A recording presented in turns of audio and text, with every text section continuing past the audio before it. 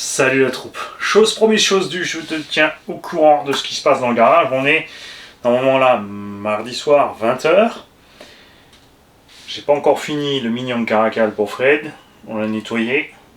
Passé le régulateur plastique U sur les plastocs. On a mis de l'huile sur tous les roulements, toutes les parties métalliques. Après le nettoyage, c'est pas passé à grande flotte. Puisqu'il n'a pas vu la flotte, inutile de le tremper. Les pneus sont en train d'être recollés et j'ai donc les ressorts d'origine et je te file encore les renforts centraux du truggy, puis ce sont les mêmes que le buggy puisque moi j'ai mis ceux en alu dessus tout simplement, y compris le plot de carreau arrière d'origine pour passer la carreau d'origine. Je te rappelle que le plot avant a juste été déplacé, normalement il est vissé là devant. Il faut démonter la platine, j'ai mis une vis par dessous avec une petite cale pour le visser plus loin devant pour mettre donc la carreau du VS E2 peinture bébé. T'as la carreau d'origine bien sûr avec. Dès que ça sera sec, je te mettrai tout ça dans la boîte. Ok. Là, j'ai emballé le Seine Reaper préparé à l'expédition. La carreau pour Big Toff, les stickers pour Max. Alors attention, paniquez pas, c'est pas les stickers RC Garage, c'est les stickers pour son DF7, les carreaux de la carreau Red Bull donc. J'ai embarqué la verrue, donc le 29.9 du FG12S pour son nouveau propriétaire. Et on a ceci qui est revenu d'Algérie. J'ai préparé pour Mustapha qui m'avait contacté, il m'a dit écoute, j'aimerais installer un diff Seine dans un Kyosho. Donc Projo High-Tech a toutes les références nécessaires pour faire ce diff, il est au courant de ce qu'il faut. Pour ceux qui ont des Kyosho qui veulent avoir un diff qui tienne dans le Kyosho Scorpion XXL ou BXXL en 608S. Je lui ai embarqué tout ça, je l'ai envoyé pour l'Algérie. C'était il y a 3-4 mois. Le colis est arrivé jusque chez lui. Mais à Zobé, arrivé au bled, tu sais pas pourquoi, le paquet est revenu. En fait, il y avait le code postal pendant le transport, quelque chose a arraché un petit bout de l'étiquette sur le niveau du code postal. Il manquait un chiffre au code postal sur la fin. Ok. Il y a l'adresse exacte, le nom, prénom, numéro de téléphone, mail, y compris de moi. Parce que le colis a réussi à revenir jusque chez moi dans ma boîte aux lettres, mais il n'est pas arrivé chez Mustapha.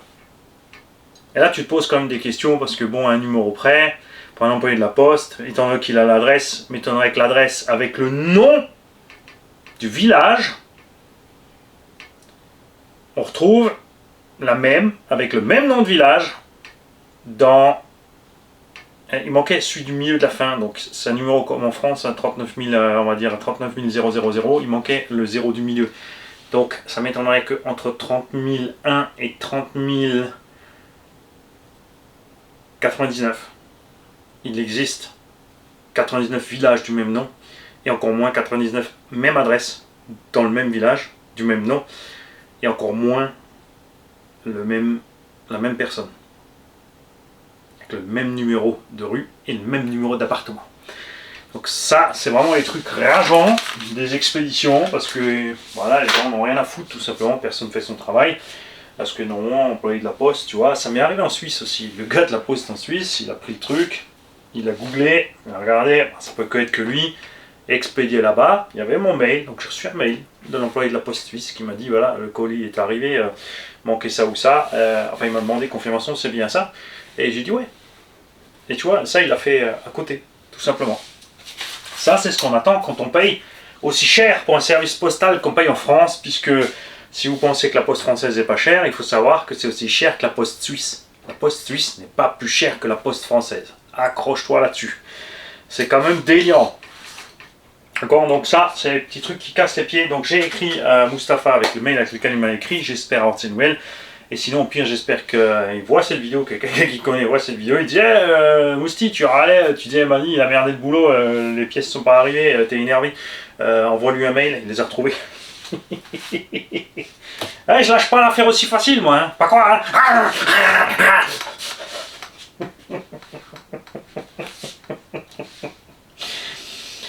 hein.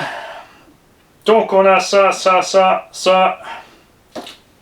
Le crawler pour de FRC Custom. Le Capra est prêt à partir aussi sur les îles pour Gilbert, avec à bord une carreau Lolo Posca, puisque Lolo devait envoyer une carreau aussi sur les îles. J'ai dit écoute, j'envoie un colis, donc c'est pas la peine de faire 2 envois, de payer 2 fois 25 €.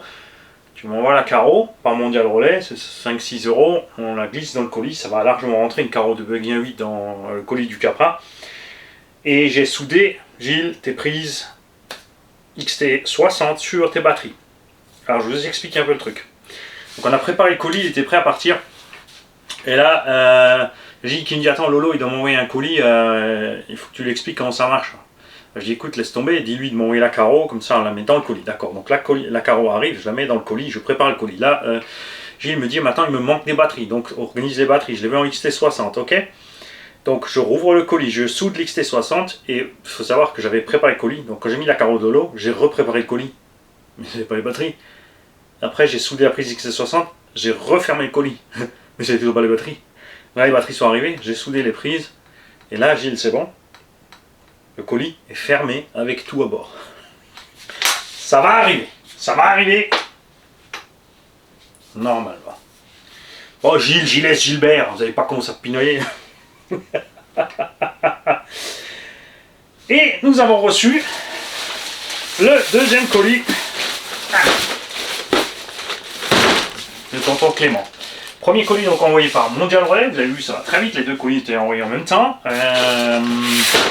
Ce colis est arrivé aujourd'hui chez Relais Colis parce qu'il est trop long pour Mondial, tout simplement. J'ai donc des prises, des interrupteurs extérieurs, intérieurs, simples, doublettes, triplettes, tout ce qu'il faut. Et en plus de ça, il y a encore un autre qui m'a écrit, m'a dit écoute, j'ai des dalles LED pour toi, parce que l'éclairage est plus homogène, pas de zone d'ombre pour faire des vidéos peut-être plus adéquates ou adaptées à ce qu'il te faut. Alors, je lui dis bon, j'ai déjà tout reçu, c'est en route, c'est super sympa. Mais c'est vrai que je fais toute la cave. Et du coup, il a dit écoute, ça me fait plaisir, je t'envoie tout ça, tu t'en serviras où tu veux. Et j'ai donc reçu encore, mate-moi ça. 4 néons LED. La vache. Ah, c'est quand même la meilleure qualité que ce que j'ai collé au plafond. Comment ça coller? Bah ouais, j'ai collé quoi. J'ai mis une espèce de double face chinois et j'ai fait. Et c'est provisoire, il faut qu'on voit les zones d'ombre, comment ça se passe avec l'éclairage, ce qui se passe bien ou pas, etc., etc. Donc ça va passer de l'autre côté. Bien sûr, tu auras les images de ce que ça donne. Ok, je vais installer propre, avec le câble, avec des goulottes et tout ce qu'il faut. C'est super méga génial.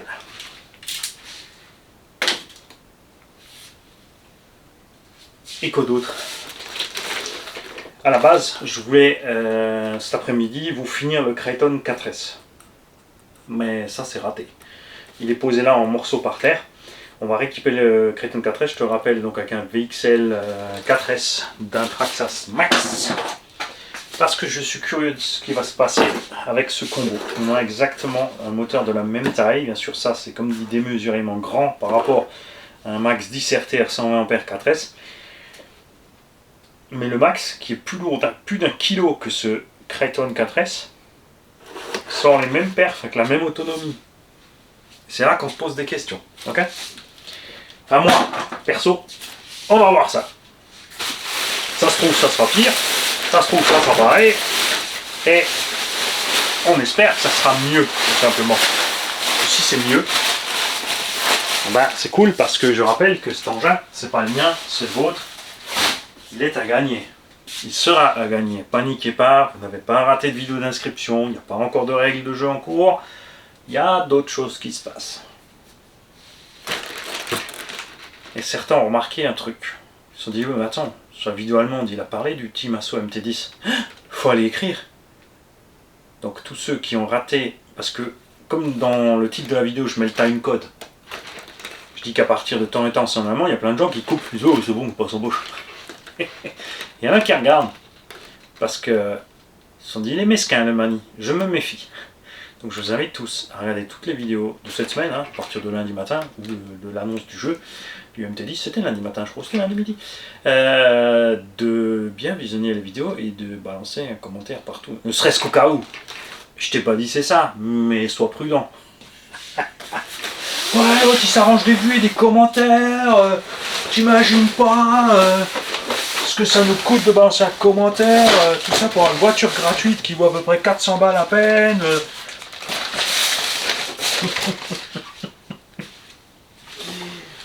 Les kikis, je vous souhaite une belle soirée, pas de panique, on va pas passer à l'allemand. Ah oui, ce qu'on devait faire aussi aujourd'hui, parce que là maintenant je suis en train de vous faire ces vidéos là, j'ai passé mon temps emballé. C'est ça ce que je voulais te dire. Là il fait beau, je suis rentré du taf et je me suis dit, je vais aller rouler le MT10, le Summit, le machin, le bidule, le truc.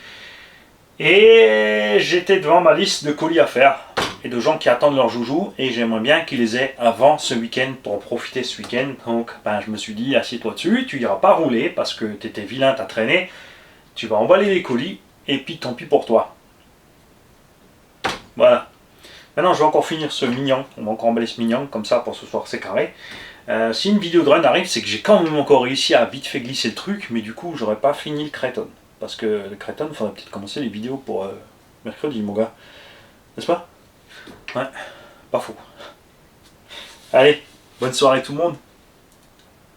Tous ceux qui m'avaient déjà contacté pour des stickers, RCH68, comme je vous l'ai dit, pas de panique, vous êtes sur une liste. Et à un moment, je vais me prendre le temps de préparer juste ces petits stickers. Donc, tous ceux qui en veulent maintenant, ne m'écrivez pas. Parce que je vais d'abord finir ce qui est en cours. Quand tout ce qui sera été en cours sera fini, alors j'aviserai et je vous dirai quand et si c'est possible que je t'envoie des stickers. D'accord? Mais là, on a déjà une petite liste à préparer. Et il va me falloir le temps de le faire aussi. Et t'as vu, hein, mon regard s'évade de partout. Mais je m'amuse, je suis dans ma chambre et j'ai des RC de partout. C'est top.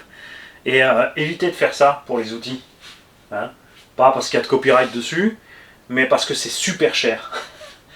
Accrocher tes outils sur des rotors de moteur détruits, ça coûte une fortune. Compte à peu près 60 à 80 € les petits moteurs, 150 à 200 pour les moteurs Castle les plus gros. 1, 2, 3, 4, 5, 6, 7, 8, 9, 10, 11, 12, 13, 14, on va dire 1400 € de rotor qui traînent, de moteur éclaté. Je pense pour 1400 balles sur Amazon, je te fais un mur aimanté. Et tiens, eux aussi on pourrait les prendre comme sponsor. Il n'y a pas seulement Lidl, puisque Amazon c'est pareil, bon, ils font quelques trucs assez, mais tu vois, ils vont pas nous influencer sur la RC, on déballera 2-3 trucs comme dans Amazon, un cuillerie, un cuit vapeur, un mixeur Amazon, des pochettes plastifiées Amazon, je sais pas quoi, et puis derrière, parce que eux ils ont les... Hein, Jeff il a les pépettes, il peut financer la chaîne.